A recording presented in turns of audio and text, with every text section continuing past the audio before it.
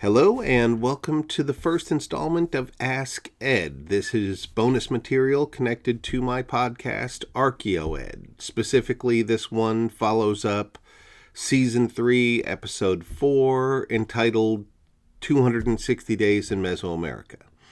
We've only got 3 questions this time, but, it's a start. Let's figure out whether we like it and I can do it. So let's get started with those questions. Okay, our first question is from Patty King, and Patty King wrote, "While I'm not a big astrology person, it intrigues me that the modern Maya set such stock in the importance of birthdays on the 260-day calendar in determining one's character and destiny.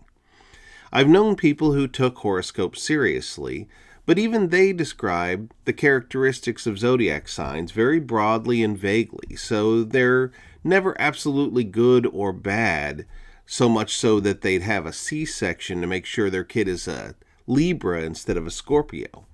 Clearly, the Maya have a much more specific and concrete notion of what their birthdays mean and how they influence life experience. What do they think of as good or bad days to be born? And what do they hope and or fear the effects might be?" That's a great question, Patty. Let's get into it.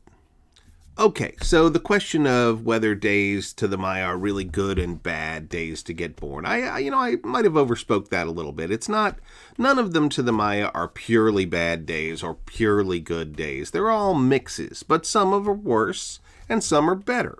To the Aztecs, which I'll get to in a minute, they really did name some days as just complete stinkers that you don't want to be born on. But first for the Maya, let's talk about it. They really did take this seriously. Let's take a couple of examples of different days. I don't have them all memorized, so I wrote myself some little notes, so when I look down, I'm, looking at my cheat sheet. But the first one that I'd bring up is the day Muluk. Muluk people, the Maya say, are actually, they're nice guys. They like to help people. They're helpful and kind. But they're also prone to anger. They're chronically ill. And they're often in big financial debt. So if you're a mother, you don't want your kid to suffer that. And you might try to avoid giving birth on Muluk because that's a hard destiny for your kid. Now, another example is my own birthday, Keeb. Keeb is really pretty positive, but the Maya explain it as a mixed bag as well. On the one hand, they say Keebs are pretty irresponsible, especially in terms of spouses or parents. But they also say that they're lucky in love and business, and that people like them. So that people tend to forgive them for their irresponsibility, and they and their families prosper. And, I'm a little scared to say how true that rings in my own life. Anyway, the Aztecs now, they really did name some of them as stinkers, or at least the few chronicles that talk about what they said about the days indicate that. I get my stuff mostly from Diego Duran, who was a priest who talked a lot to the Aztecs in the first couple of decades after contact. Anyway, they told Duran that some of the days were really, really terrible to be born on. For example, Etznav, that means flint in our language. Etznav's Maya, the Aztec language would actually call it Tecpotl. But if you're a flint, if you're born on flint, that means to the Aztecs that you're likely going to be sterile or barren. You're not going to have any offspring. And that was a real shame. Nobody in Aztec wanted to be called that. So, if you're a mother wanting grandchildren, you sure want to avoid having your kid born on Etznav or flint. Now, an even worse one was Kawak.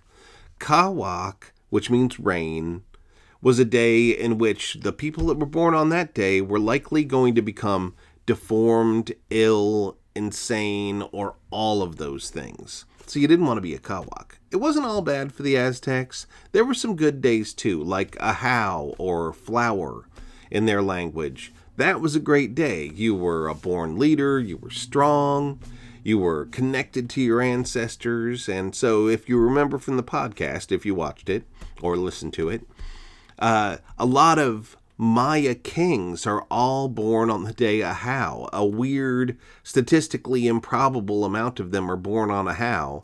And that was probably because their royal mamas were making sure they were born on an auspicious day for a king. He's a born leader.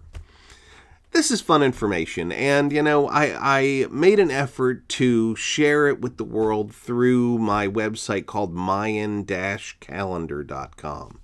I've got a section on ancient birthdays, and in that, and I'll put the website right here on the bottom so you can see it, in that I talk about each one of the days and what the Maya talked about it and what the Aztecs said about it. For the Maya stuff, I made a decision to separate it out into positive and negative personality traits for each one of the days. The Maya don't do that. They just explain it all in the same basket. They can say he's a nice guy, but he's sick. And the same thing. I, for Western eyes and emotional stability, separated the two. So take a look at it and check out what your own birthday is. Hopefully you're not one of these stinker birthdays I'm talking about. And if you are, don't take it too personally. It's really just a game. You're still in control of your own destiny. Patty, thanks for that great question. Okay, next question comes from John Thompson, a.k.a. Phantom Neutrino. Cool screen name, John. Way to go. Okay, John's question is, I would like to hear about the role of women in Maya culture.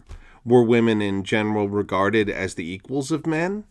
Among the elite classes, were rulers ever chosen by matrilineal descent? Also, I've been trying to locate a copy of Titania Proskuryakov's article, Portraits of Women in Maya Art, but have been unable to find it. Do you know where I can find a copy? Thanks.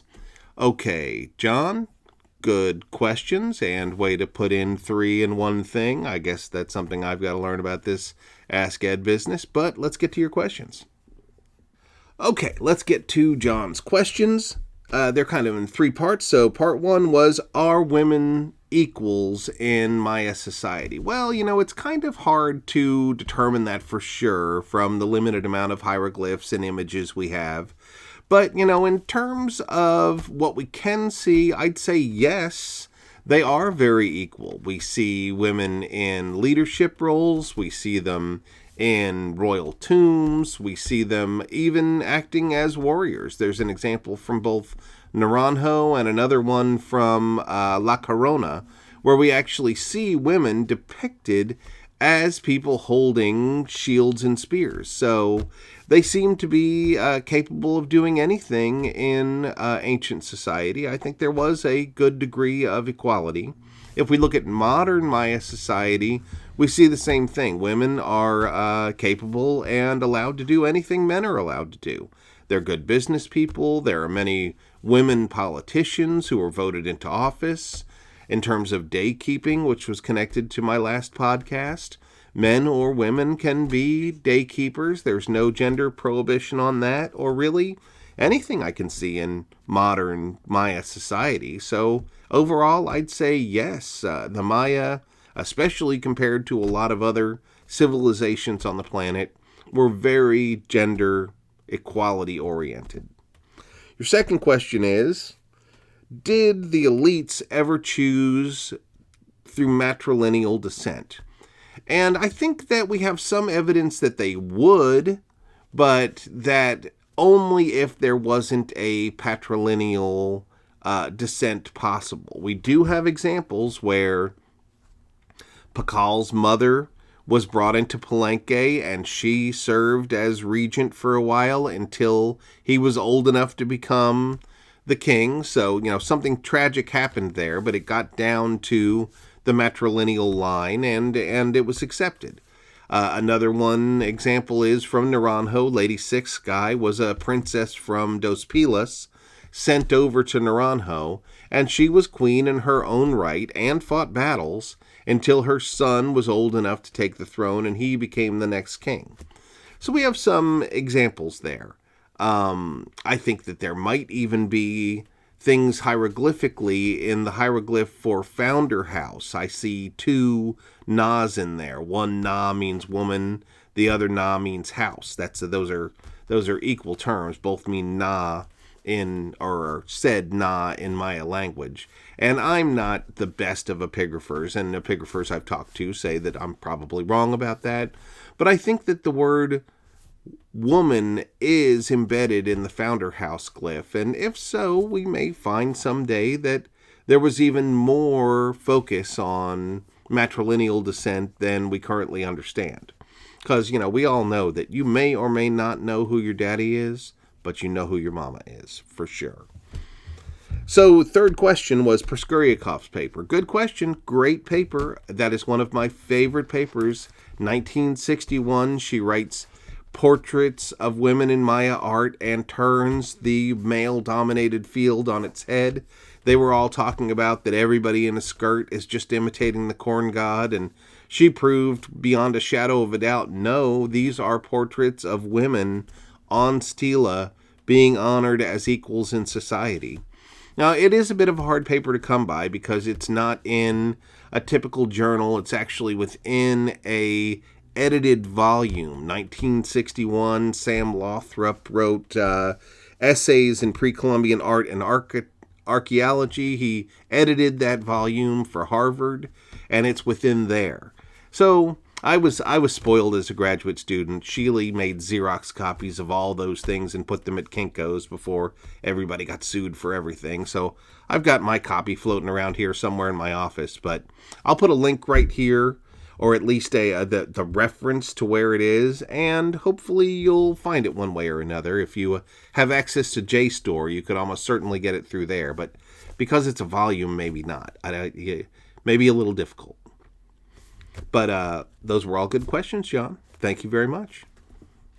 Okay, our last question comes from Will Dolly, and Will asks, have you heard of this book that just came out, The Dawn of Everything? It's about the history of social organization and discusses Teotihuacan. If you get a chance to take a look at that book, I'd be interested in what Mesoamerican scholars make of their analysis.